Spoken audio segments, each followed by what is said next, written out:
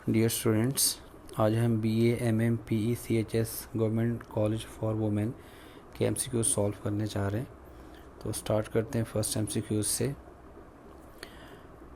देखिए, first MCQ है, what is the purpose of torsion spring in a galvanometer.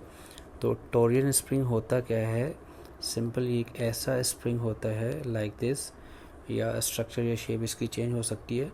Function क्या होता है? टॉर्जन का मतलब क्या होता है? जब हम इसको ट्विस्ट करते हैं और उस ट्विस्ट की वजह से ये अपने अंदर एक रिस्टोरिंग फोर्स या रिस्टोरिंग टॉर्क जनरेट कर लेता है, इस वजह से हम इसको कहते हैं टॉर्जन स्प्रिंग। और फंक्शन क्या होता है? To provide the restoring force. For example, galvanometer की नीडल इनिशियली 0 पोजीशन पे है और इसी ये पॉइंटर है गैल्वानोमीटर का, इसी के साथ अटैच होता है टॉर्जन स्प्रिंग। तो करंट की वजह से जब ये डिफ्लेक्शन शो करती है, फॉर एग्जांपल 0 से 2, 3 या 4 एम्पेयर पे ये पॉइंटर चला जाता है, तो क्योंकि इसी के साथ अटैच है टॉर्जन स्प्रिंग, तो ये ट्विस्ट हो जाएगा और उस ट्विस्ट की वजह से इसके अंदर रिस्टोरिंग फोर्स जनरेट होगी। तो करंट ऑफ होने पे ये पॉइंटर 4 से दोबारा 0 पे आ जाएगा due to restoring force. Option number MCQ number 2 है, a straight wire carries a current vertically upward through a uniform magnetic field directed into the page. जो मैग्नेटिक फील्ड की डायरेक्शन है वो इनटू द पेज है।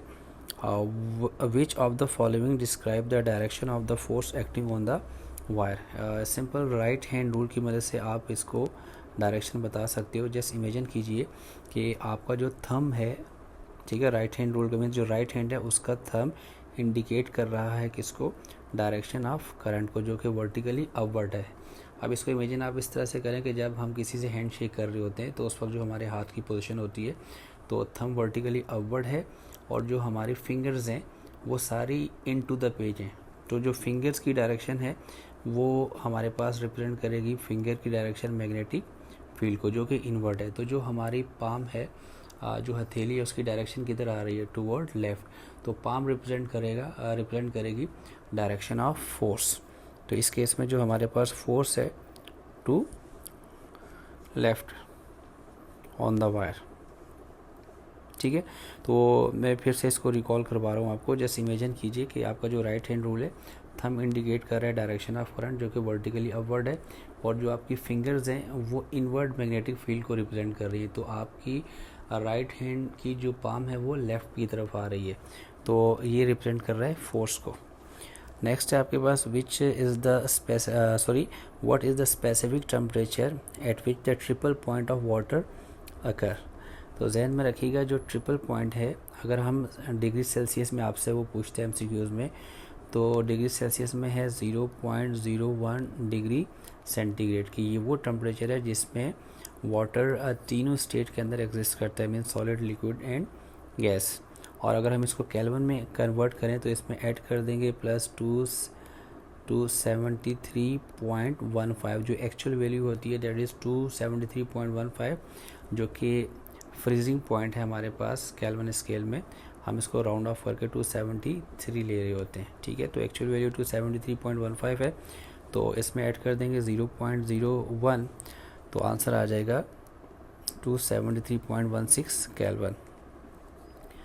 Number 4, in electromagnetic braking kinetic energy is transformed into electrical energy. तो इसकी cause क्या है?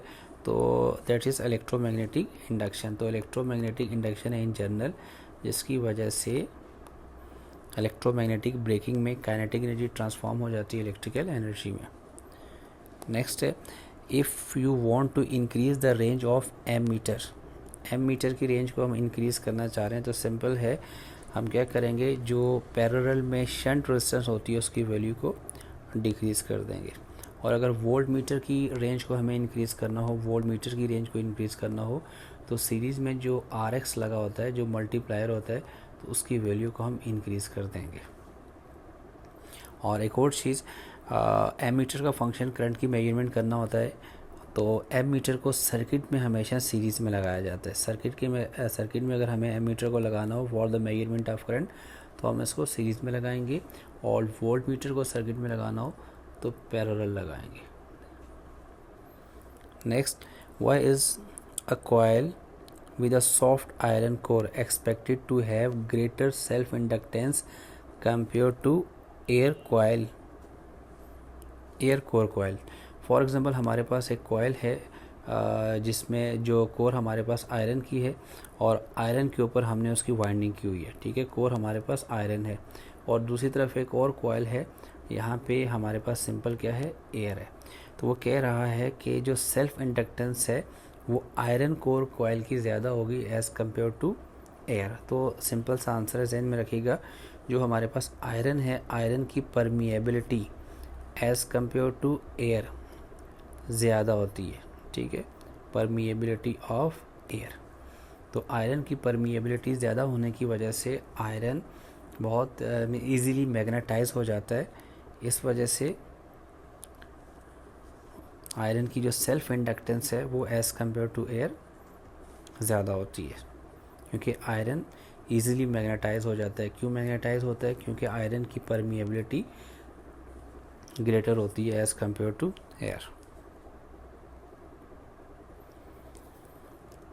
Next है, a refrigerator operates based on the principle that, तो रेफ्रिजरेटर हमारे पास work must be done to move heat from cold body to hot body. तो refrigerator में हम इलेक्ट्रिकली एनर्जी को पंप करते हैं जिसकी वजह से एनर्जी हमारी ट्रांसफ़र होती है from cold body to hot body.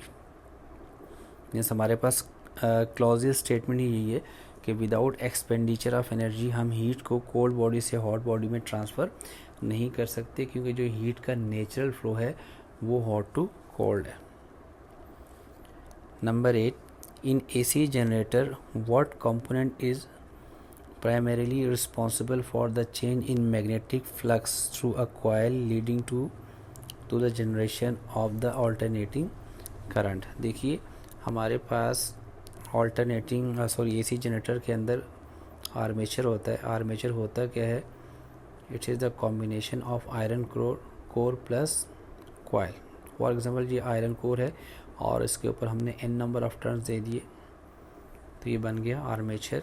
और आर्मेचर जब मैग्नेटिक फील्ड के अंदर रोटेट करेगा तो फ्लक्स चेंज होगा और उसी फ्लक्स के चेंज होने की वजह से ये EMF जनरेट करता है. तो हमारे पास जो अप्रोप्रिएट आंसर है दैट इज़ armature.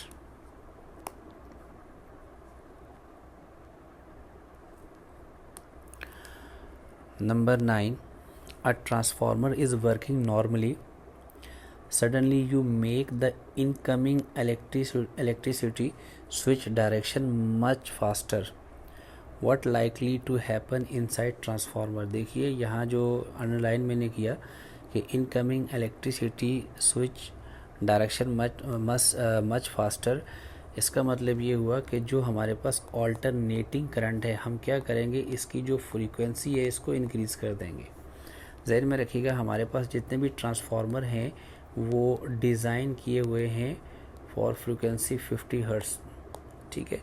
तो अगर हम इनकमिंग इलेक्ट्रिसिटी को बहुत तेज़ी के साथ उसकी डायरेक्शन को जो है वो स्विच करते हैं, मीन उसकी फ्रीक्वेंसी को इंक्रीज़ करते हैं, तो फ्रीक्वेंसी इंक्रीज़ होने से क्या होगा, ट्रांसफार्मर का जो कोर है वो बहुत रैपिडली मैग्नेटाइज और डीमैग्नेटाइज होगा.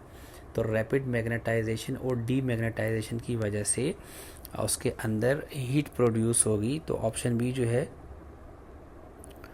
The core get extra hotter because of eddy current. और इसी मैग्नेटाइजेशन और डीमैग्नेटाइजेशन की वजह से फ्लक्स भी कंटिन्यूसली चेंज हो रहा होगा जिसकी वजह से एडी करंट भी प्रोड्यूस होगा. और एडी करंट बेसिकली थ्योरी में हमने स्टडी किया था, हीट जनरेट करता है किसी भी कोर के अंदर. Next, if the peak voltage in AC circuit is double, what is the effect on the peak current and power dissipated. तो सिंपल ओम्स लॉ के अकॉर्डिंग हम जानते हैं कि आपका जो करंट है वो डायरेक्टली प्रोपोर्शनल होता है वोल्टेज के. तो अगर हम वोल्टेज को डबल करते हैं तो हमारा करंट भी डबल हो जाएगा. एक बात तो ये ध्यान में रखिएगा. और पावर का फॉर्मूला होता है पावर डिसिपेशन का, P is equal to V² R.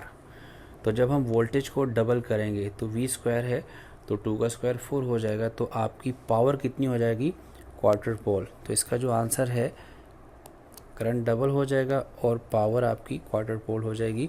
The peak current double and the power quarter पोल।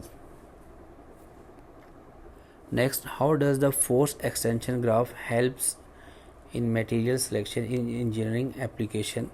देखिए, जो फोर्स एक्सटेंशन ग्राफ है उसकी मदद से हम क्या प्रेडिक्ट कर सकते हैं,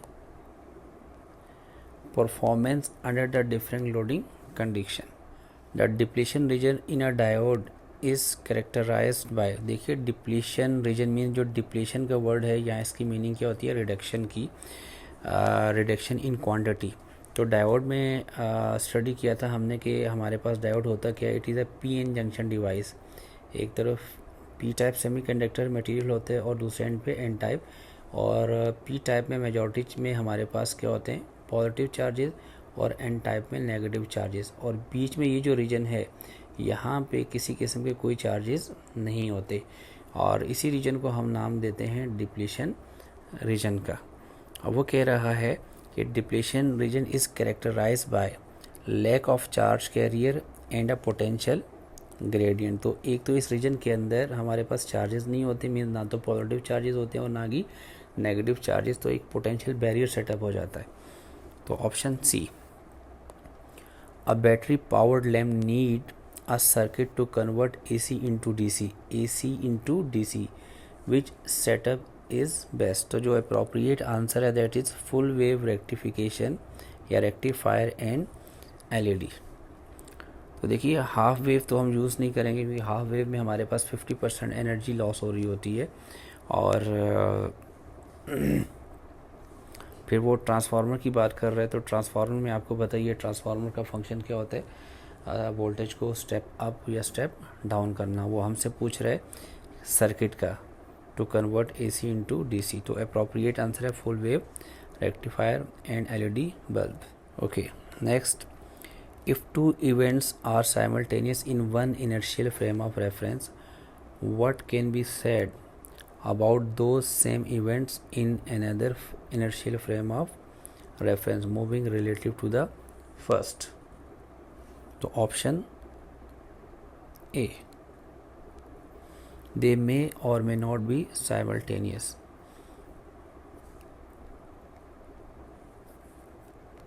Next, Wien's displacement law relates the wavelength at which the intensity of black body radiation maximum। तो according to Wien's displacement law, lambda max किसके इक्वल होती है, इनवर्सली प्रोपोर्शनल टू 1/t। तो ऑप्शन बी है temperature of the black body.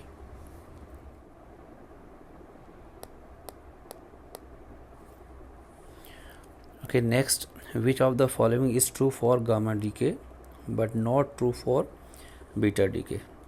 तो अगर हम beta decay की बात करें तो बीटा डीके में हमारे पास या तो प्रोटॉन ट्रांसफॉर्म हो रहा होता है न्यूट्रॉन में, या न्यूट्रॉन ट्रांसफॉर्म हो रहा होता है प्रोटॉन में। तो दोनों कंडीशन में हमारे पास जो चार्ज नंबर है वो चेंज हो रहा होता है। तो अगर हम फर्स्ट ऑप्शन की तरफ आएँ, द एटॉमिक नंबर चेंजेस, तो ये ट्रू है किसके लिए, बीटा डीके के लिए, और हमसे वो पूछ रहे हैं but not true for beta DK. और अगर हम इसको अप्लाई करें गामा डीके, तो ज़हन में रखिएगा गामा डीके में चार्ज नंबर में किसी किस्म का कोई चेंज नहीं आता। तो हमारे पास जो अप्रोप्रिएट आंसर है, the mass number changes. Next, how does entropy of the system change when it absorb heat reversibly at constant temperature. यहाँ जो टर्म यूज़ की जा रही है हीट रिवर्सिबली, इसका यहाँ पे जो मीनिंग होगी कि system absorb heat in a slow controlled and equilibrium manners. ठीक है, ताकि एंट्रोपी के अंदर जो चेंज है हम उसको कैलकुलेट कर सकें। तो एंट्रोपी का फॉर्मूला क्या होता है हमारे पास, delta S is equal to delta Q over T। तो इस केस में जो आपका टेम्परेचर है वो तो कांस्टेंट है, ठीक है, टेम्परेचर कांस्टेंट है। तो सिस्टम जो हीट एब्जॉर्ब कर रहा है वो ग्रेजुअली मीन स्लोली कर रहा है। फॉर एग्जांपल 15 जूल से 20, देन 25, 30, 35 एंड सो ऑन। तो इस केस में जो डेल्टा S आएगा वो हमेशा ग्रेटर देन क्या होगा, ज़ीरो होगा, क्योंकि टी आपका कांस्टेंट है और डेल्टा क्यू ग्रेजुअली इंक्रीज़ कर रहा है। तो जब delta S greater than zero होगा तो एंट्रोपी के अंदर जो चेंज आएगा वो पॉजिटिव होगा, विच मीन्स एंट्रोपी इंक्रीज़ करेगी।